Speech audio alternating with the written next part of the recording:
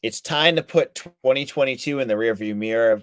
College football returned this weekend, and Boston college football is back this week. And we're looking for a big season out of the Eagles. We're going to talk about the upcoming game against NIU, why they need a bang up game, and we're going to talk to Mitch about some more things going on with the Eagles. Let's check it out. You are Locked On Boston College, your daily podcast on the Boston College Eagles, part of the Locked On Podcast Network, your team every day.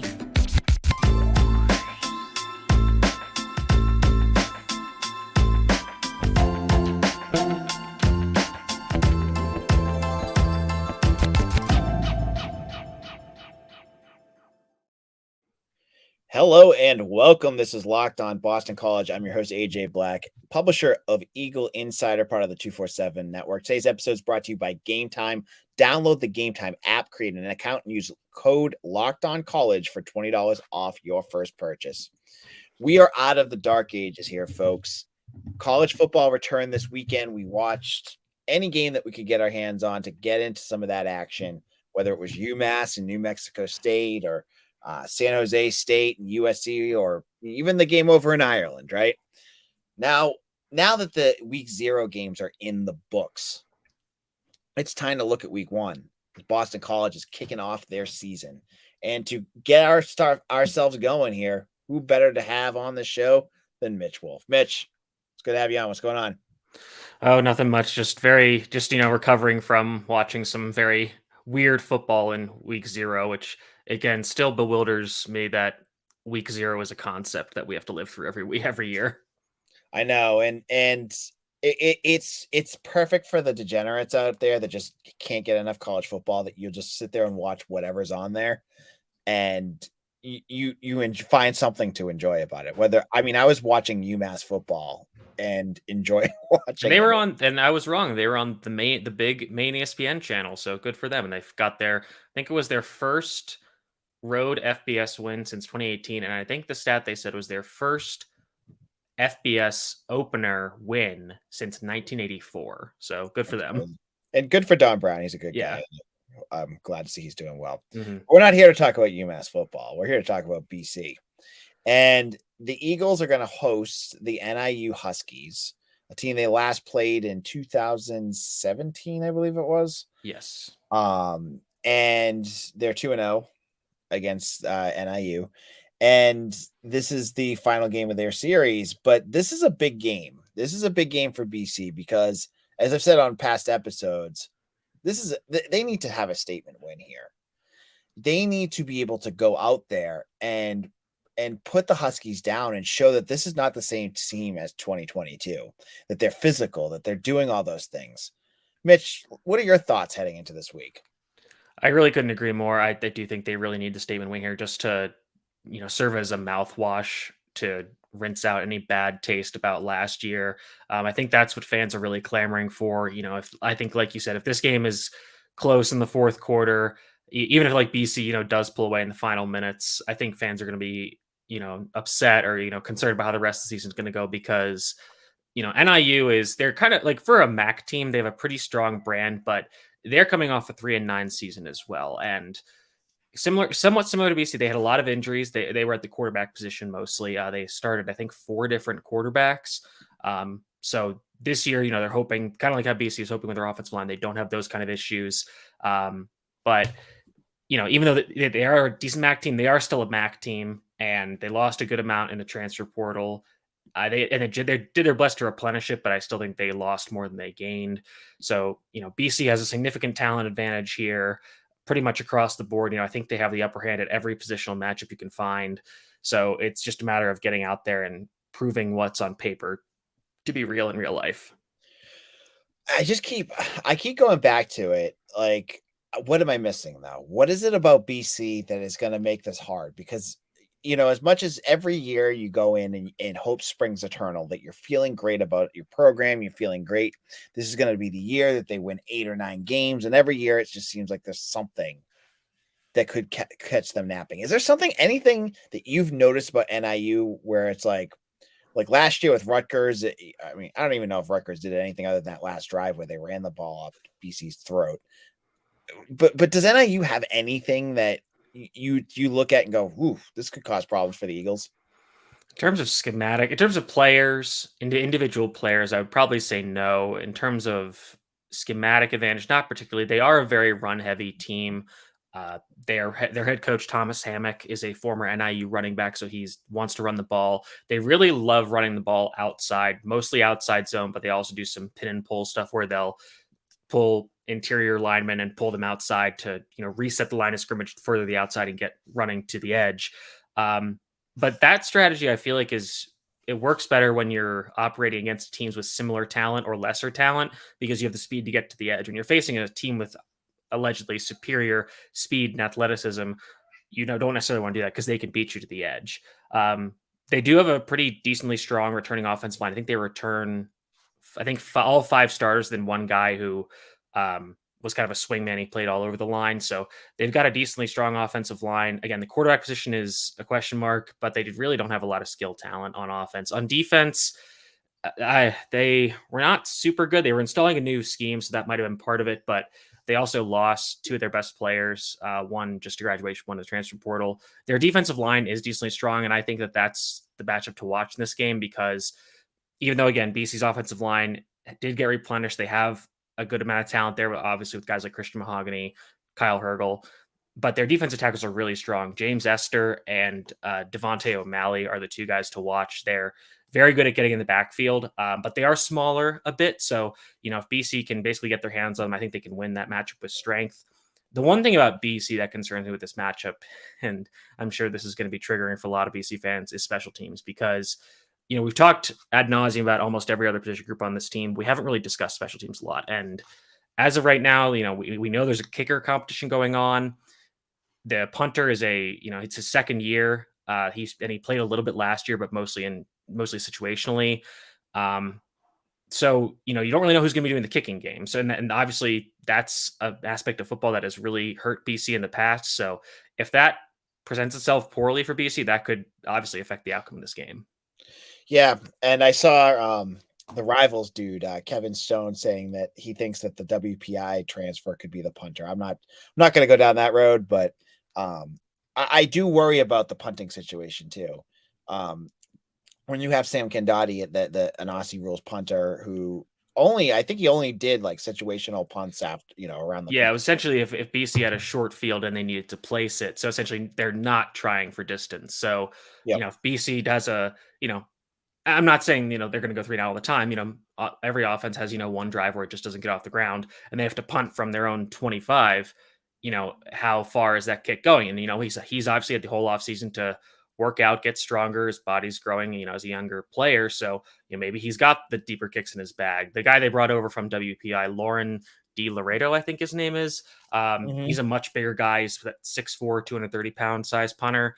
And again, he's playing in a D3 school, so he doesn't have significantly better numbers, but bigger guy, longer levers, that generally leads to longer punts. But again, I want to make this very clear. I am not a kicking or punting or in special teams in general expert. All right, in a moment, this was just our preview of NIU, and as the week goes on, we're going to get into more of the depth chart, injury reports, what Hafley has to say. We'll get into any details, and on Friday, Mitch will probably be back to talk about our predictions. Correct, Mitch? Mm-hmm. Oh yeah. But before we do that, I want to get to Peter Caruso. Has a great comment. He says, "Whoever here is attending the season opener next Saturday, please only wear maroon and gold from head to toe. Arrive at alumni earlier than usual. Cheer your heart out and scream your lungs out." Thank you, Peter. Peter is one of our loyal listeners. He's always out there, and I couldn't agree more with him. So thank you, Peter, for that comment. Now, let's check out. Let's get in our next comment. Our next segment. Excuse me. We're going to get into Mitch's thoughts on the season, and he's going to give his BC prediction and all that good stuff. We'll get into all of that in just a moment. Now, when we're looking here, when we're talking about some of our best things that we have, we talk about Athletic Brewing. Athletic Brewing is a game changer. Now, time for your game changer of the week is brought to you by Athletic Brewing Company. Much like Donovan Azaraku, Athletic Brewing has completely changed the non-alcoholic beer game. They make non-alcoholic beers that actually taste good. We know what Donovan Azareku can do. He's a ball hawk on the edge, pass rusher on the edge that can do a whole lot and can be a game changer, just like Athletic Brewing. Athletic Brewing Company has actually changed the non-alcoholic beer game. They have beers that taste good. They're full flavored, well crafted, just like a full strength beer. And with this award-winning flavors, they have 50 styles of craft non-alcoholic beers, including IPAs, golden sours, and more. So, first-time customers, go to Athletic Brewing's website, use promo code Locked On, and you're going to get 15% off your first online order. Okay, go to Athletic, go get their beers, and go use the promo code Locked On at checkout for 15% off at athleticbrewing.com. Near beer, exclusions and conditions apply. This is Locked On BC. I'm your host, AJ Black, and I am with Mitch. Now, if you are interested, Mitch and I have been doing a ton of work over at Eagle Insider. We have over 50 articles previewing the season. 50. You ain't going to find that anywhere else. Some of them are behind paywall. And we have recruiting news. We've got all sorts of good stuff.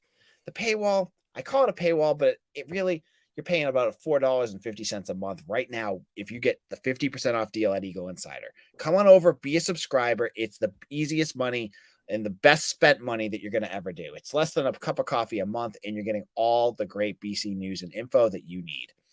All right. Now, Mitch, last week's episode, I gave you my predictions, and when I get excited about BC and I give us a prediction like 8-4, potentially 9-4 with a bowl win, I get worried because then I go, what is BC going to do this year that's going to screw up my predictions? But I want to get Mitch's take. Mitch, this is your opportunity to get your predictions out on the air.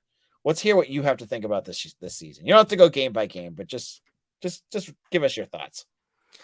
I think the exceptionally easy schedule is very well timed for BC in terms of what they need as a program right now. This is not this is not the year where you need to be playing Clemson and Notre Dame and you're playing FSU, and NC State and North Carolina and not Wake Forest this year. But you got my point is where, it's like, this team needs to be tested. It's like, this team doesn't really need to be tested. They need to, reestablish the foundation of this program as a program that can consistently win games. And I mean, I know people aren't going to be happy to hear this, but you kind of need to get back to where Adazio had this program in terms of consistently being around 500. And, if you get a favorable schedule, you can capitalize on it and get above 500. And I do think BC gets back above 500 this year.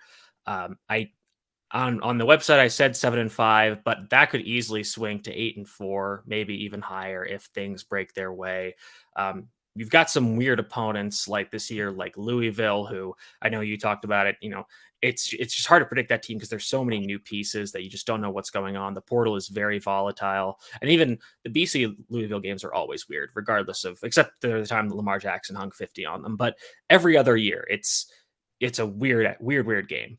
And then the other games that I'm worried about, I really don't think they have a chance against FSU just because FSU is arguably better than they were last year, and they were really good, and they beat the crap out of BC. And I know they have the red bandana game, but I think the FSU is just so much more talented. In the other games, I'm concerned about the end of the schedule in November, where you've got Virginia Tech in there, but you've got you've got Syracuse, Pitt, and Miami. You've got two of those games on short weeks. Syracuse and Pitt are on the road on short weeks, which is tough.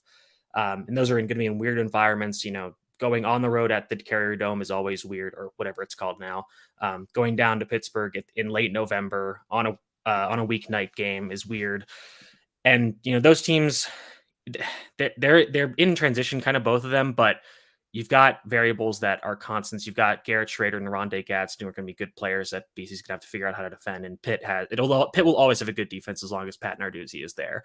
So in the month of November, I think you can win the Virginia Tech game pretty easily, but it kind of depends on, can any of those games, the Syracuse, Pitt, and Miami games, break well for you? If Miami has a bad year, will you catch them at the end of the year when a Miami team that's kind of just wants to get the season over with, they're not going to want to come up to Boston and play in late November.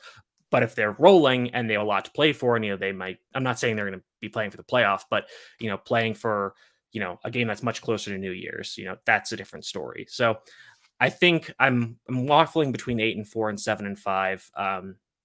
Honestly, I think if they get 7-5, they might have a better bowl draw and they could get to 8-5, and getting to 8-5, kind of regardless of how you get there, even if you lose the bowl game against a pretty good team, that is a huge year for the program. And like you said, that gives them really good momentum going into the offseason, and that can kind of help revitalize their recruiting efforts. So, question for you: what position group are you most excited about next year for this year? Watching in terms of defensive line, Ezra is obviously awesome. I'm hoping Sheeta Salah can stay healthy. I've always been a big Cam Horsley fan. I'm hoping he can finally break out this year. Excuse me. Quan Williams had a good year as a true freshman. You'll hope, he continues to get better. Chris Banks flashed at the end of the year. And then, there's so much depth on the edge. Nido Akpala, Edwin Kalengi, guys coming in like George Rooks. Even Ty Clements had some flashes last year. So you've got so much depth there that, BC is going to be aggressive on the back, and they're going to play man coverage. They're going to play single high. And if you do that, you need to get after the quarterback. And luckily, BC has the horses to do that up front. So, even though they are installing these new pieces in the secondary with guys transferring in from FCS programs, you've got really good pass rushers up front. So you hope that can redictate how a game is going to go to the offense, because you're always getting players in the backfield against the run, and you're constantly haranguing the quarterback against the pass. And one last question. We've probably talked about this before. If you could pick one game that you might look at right now and consider an upset, but I mean, a lot of games right now, because BC's probably an underdog in almost all of them, like bigger team, who would you pick for BC to beat for an upset?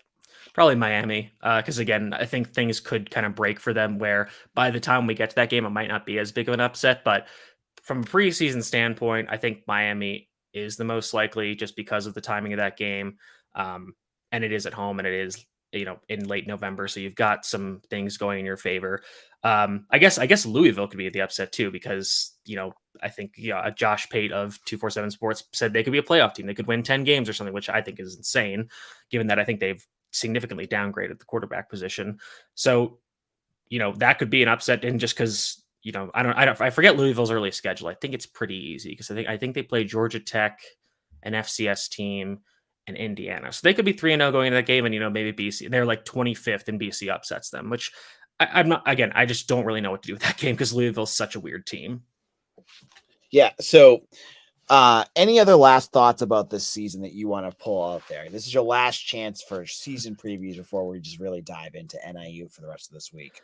I think, I do think the offensive line is going to be massively improved. I think that this is going to be a team that is in the top third, maybe even the top fourth of rushing offenses in the country, because I think they're going to want to run the ball just to give Moorhead and the passing game a break. And I think that they're going to be successful in it. I think that they are going to want to slow games down, drag games out, make teams, have to run faster offenses, because BC is eating up so much clock. I think they have a decently deep backfield that can take advantage of it, and guys with a lot of different, like a very, very wide range of skill sets. You've got the kind of quote unquote bell cow guy in Pat Garwo, who has, to his credit, developed his ancillary skills as a receiver and blocker very much. You've got the more explosive guy in Alex Broom. You've got Kai Robichaud, who's going to be an interesting kind of X factor for this room as a downhill inside runner, but can also be an effective third down back. And if you get some explosives out of Xavier Coleman and Cam Barfield, that's great. So I think BC is going to be a very good rushing offense. And I think a lot of people in the media are just looking at BC's offensive line from last year. Okay, they're going to still be bad this year. And I just don't think that's going to be the case. It's very unrealistic. I think that's what's been so hard about this offseason, is that you read all of these previews and people talking about this team, and a lot of them don't know what they're talking about. And a lot of them, and the other one is like, Zay Flowers is gone, so they won't have a passing offense. And I get it. Zay I looked this up the other day. He had the third highest target share in terms of like the percentage of on target passes that were directed at one receiver on any offense. He was the third most targeted. He had the third highest target share of any player in Division I of college football, because his target share was like 30% or something. Right. So they're losing that big part of your offense. But again, I don't think Ryan O'Keefe is the 1-for-1 replacement, but you've got a very deep receiver room of guys that can be playmakers. You're ideally getting a healthy George Takis back. So yeah, you're not going to have some of the crazy explosive plays that Zay made, but I think you're going to have a higher floor of plays with guys that are just can, you can have some explosive plays, obviously, with Ryan O'Keefe's speed, with Joseph Griffin's size, but you're not going to have some of the pits of despair that BC had last year in the passing game as well. And, I think a more balanced offense, both in terms of run pass balance and balancing out the targets, just makes for a more efficient offense overall. Right. And you get basically, if you look at the wide receiver room in comparison to last year, you lost Jalen Gill, you lost Zay Flowers, but you gained back Jaden Williams, who disappeared for, we don't know why. We gained back Lewis Bond, who also disappeared. We don't know why. And you added Ryan O'Keefe and Jaden Skeet, who has been getting a lot of press this offseason for his play, even before he even stepped on campus. But even now that he's on campus, I still think he's going to be a guy that you're going to see a little bit this year too. But in our final segment, Mitch is going to talk we're going to talk a little bit about just some news and notes, look at the games this weekend, and talk about anything else that's been going on in college football. You're going to want to hear that. Now, buying tickets to your favorite event should not be stressful, but it is, unless you use Gametime. Gametime is the fast and easy way to buy tickets for all the sports, music, comedy, theater near you. With killer deals on last-minute tickets and their best price guarantee, you can stop stressing over the tickets and start getting hyped for the fun you'll have. As I said, I got Woo Sox tickets off Gametime last week. It was quick. It was easy. Got them for my entire family, and I got it for a really good price. I think you'll like it. So make sure you head on over to Gametime. Forget planning months in advance. They have deals on tickets right now and the day of the event. So download the Gametime app, create an account, and use promo code LOCKEDONCollege for $20 off your first purchase. Terms apply. Again, create an account and redeem code LOCKEDONCollege for $20 off. Download Gametime today. Last minute tickets, lowest prices guaranteed. Locked on BC. This is your host, AJ Black, and I'm joined by Mitch. Mitch is always here during the football season, a little, sometimes a couple times a week to talk about the game and everything else going on. I know, Mitch, you had a chance to talk to Jeff Hafley. What were some of the things you guys chatted about? So I did try to get some real nuggets about stuff, but he only had a little bit of time as he is busy game planning this week, which I'm sure people will be happy to know he is very busy, but very thankful he was able to make some time. I did try to get some more information about who's going to be doing the play calling, but it seems I didn't get a straight answer about that, but I think when he said that, it was more about the game planning aspect of it. You're going to have different coaches having different inputs about certain aspects of the game. So I think that there is one person that is going to be calling plays. I just don't think he wants to divulge that. But I think that was more about the collaborative effort of putting together a game plan to attack a specific opponent. And he talked a lot about the interactivity between the coaching staff, and kind of what he meant by that is basically saying, if a coach notices something that a player is doing in practice that gives away a certain technique or something, the coach will go to his counterpart on the other side of the ball and say, hey, when we do this, your guy is doing this that's giving this away. Or when the offense is doing one thing and this one player has a tell. It's kind of like in when you're playing poker or something. You're explaining each other's tells to make yourselves better. That's something that he talked about a lot. We talked a little bit about game planning, about kind of how you structure your game plan for week one, kind of relative to other weeks, and how you kind of use week one as the foundation of what you're doing on your defense, and then building off of that as the season progresses.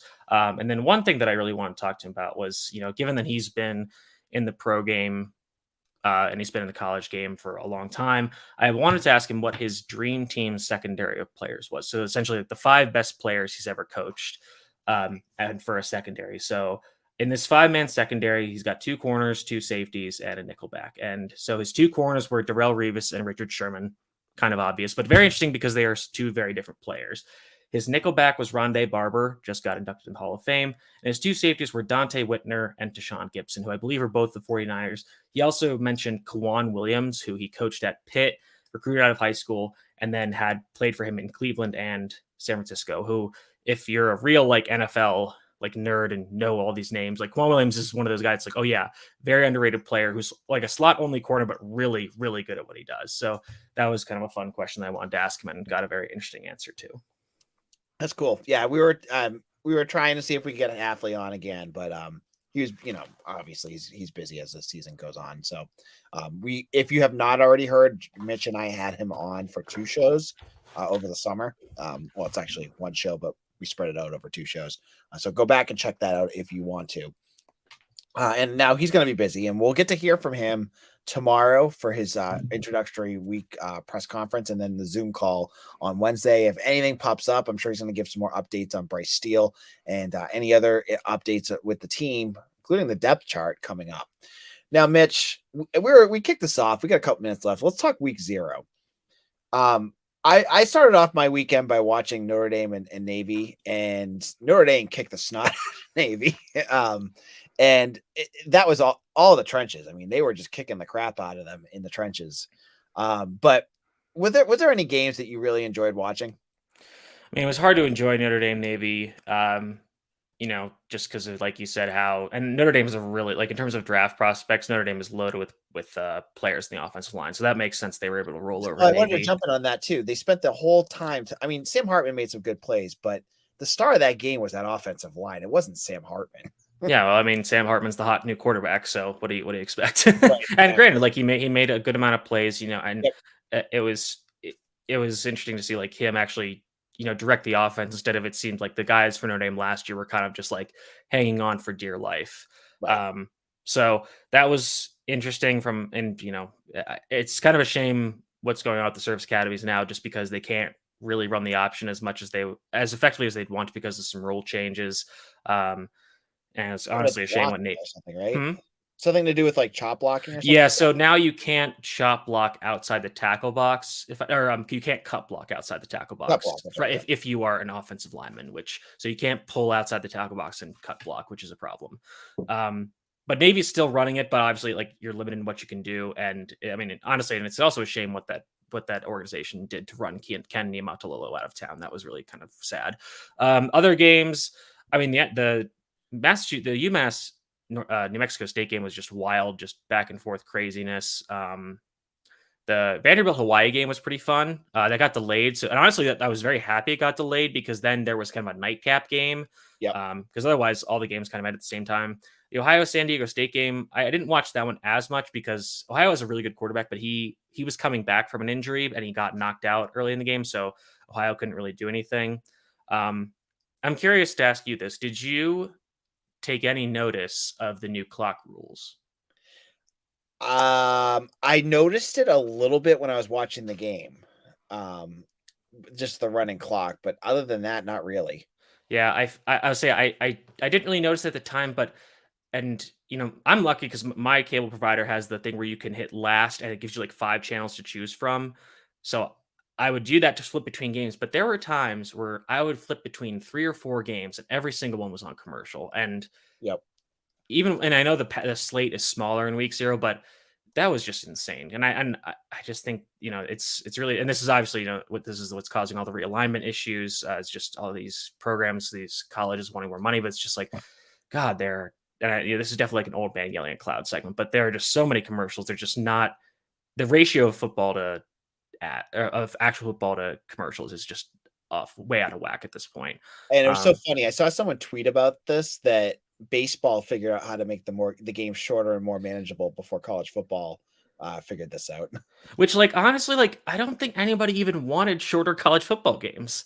Right. Everybody was fine with it. Like, yep. I think the only thing people were like concerned about is like, okay, the overtime process is a little weird, but like, nobody wants less college football. If anything, they want more. And I think it was interesting the way you were talking about how, like, oh, we were so glad to be watching these wacky games. And it's like, this really proves that I think that if you move FCS or something to like the spring or the summer, there's really a market for that. But, I think we're just all happy that football is going to be back and relatively normal. And, I think we're both feeling good about this game. I think BC is a 9.5 point favorite. Yep. So that's pretty, and I think most things I've seen, it's like a 70% chance of winning. So we'll get into some of those numbers and predictions later in the week. Yep. And we are out of time. I have to keep this at a crisp 30 minutes. So Mitch, where can people find you? Make sure you're following Mitch, by the way, folks. You can find me at Mitchell T. Wolfe, WOLFE on Twitter. Again, that's what I'm calling it. I'm not changing. And then make sure you're just reading my work on the BC site. Luckily, I'm kind of finally caught up with all the opponents and everything. So, it's honestly I have a lot of time now. I don't have to watch, film of all these random teams and figure out what they're doing. So now I just kind of wait for this game on Saturday to come, and then I can finally start watching some new stuff.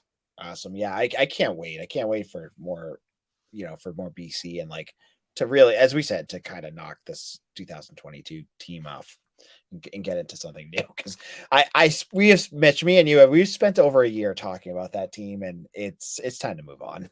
Yeah, I don't think any team has been honestly like dissected down to the molecule as much as the 2022 BC football team has. Yes, exactly. So this is AJ. We're gonna head out. You can follow me on Twitter at AJBlack247. As I said, Eagle Insider, we have 50% off right now. Sign up for an annual subscription, get all our deals. You're gonna get Mitch's film reviews and all sorts of nuggets after the game that you're not gonna find anywhere else. So make sure you sign up today.